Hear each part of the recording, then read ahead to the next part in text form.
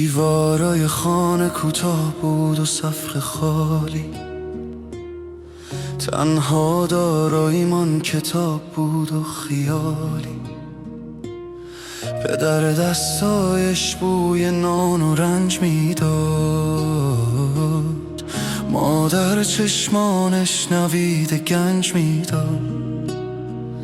فرمود بخوان فرزندم، قلم تنها سلاح است. در این شب بی پایان دانایی تنها راهه. مادر ای ریشه ایثار و لبخند، سایت بر سرم محکم ترین سوگند. تو با دعایتش را در من سرودی، در روزای بی کسی پناهم بودی. سپاس ای فرشته ای تمام وجودم، مدیون توست هر آنچه هستم و بودم.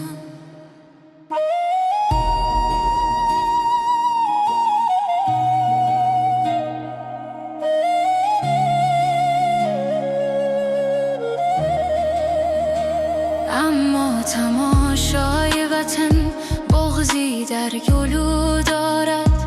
این خاک خسته آرزوی روبرو دارد. ما نسل آتش نیستیم، ما تشنه صلحیم. دلتنگ آرامش و روزای بی بغضیم. موشک ها نباید لالای شبها شنند. بگذار که کودکان با خنده هم آوا شوند.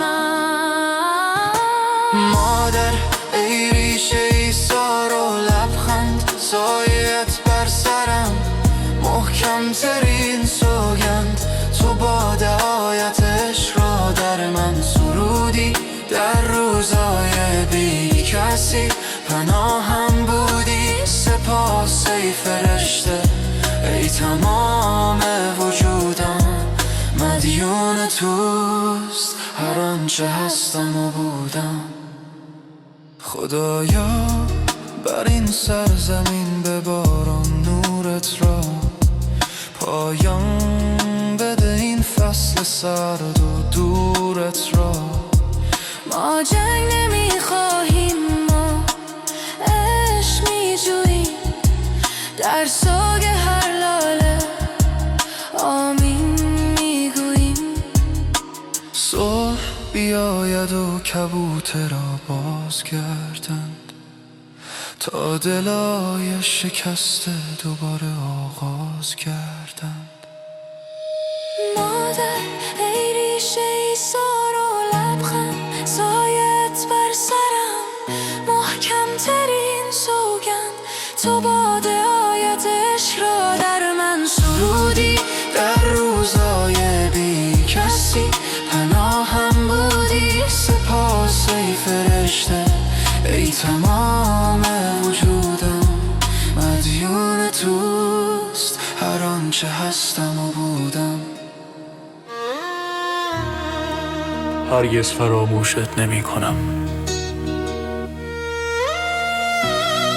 بالای صلح برای خانه